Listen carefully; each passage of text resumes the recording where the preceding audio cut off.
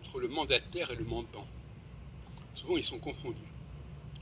Le président de la République n'est que le mandataire du mandant qui est le peuple français, etc.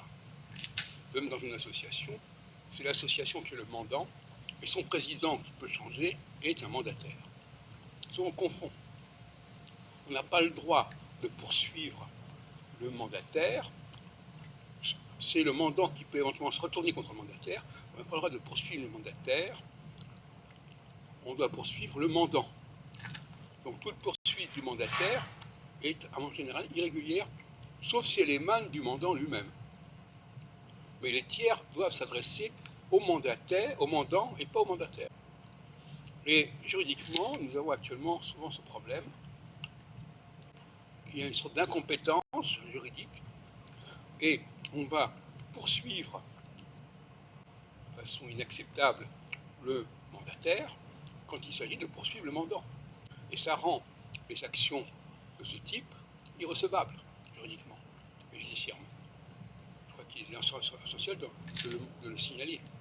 Cette confusion entre mandataire et mandant est essentielle. Le mandataire ne peut pas être poursuivi parce qu'il parle au nom du mandant. Seul mandant à se plaindre du mandataire, il peut le poursuivre. Il peut même demander des dommages d'intérêt au mandataire. Mais les tiers, eux, doivent s'adresser nécessairement au mandant et non pas au mandataire. Donc dans une association, par exemple, quand une structure a affaire à une association, elle doit s'adresser à l'association et non pas à son président, qui n'est que le mandataire de l'association. Ça, c'est un point qui est absolument essentiel à comprendre. Je dois vérifier si ça a été bien développé et bien commenté juridiquement. Je le verrai par la suite. Mais à mon avis, c'est absolument essentiel. On a un système ternaire. Il y a le mandant, le mandataire, et puis le tiers qui peut regretter un certain nombre de comportements ou d'actions, d'inaction, de la part du mandant, et qui en aucun cas n'a le droit de poursuivre le mandataire. Moi-même, par exemple dans le cas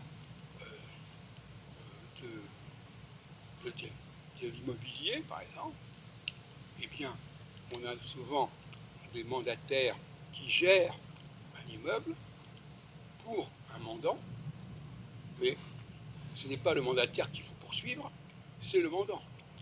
Parce que tout ce que fait le mandataire, il ne le fait qu'au nom du mandant. En tout cas, en supposant qu'il le fait, que c'est comme ça que ça se passe.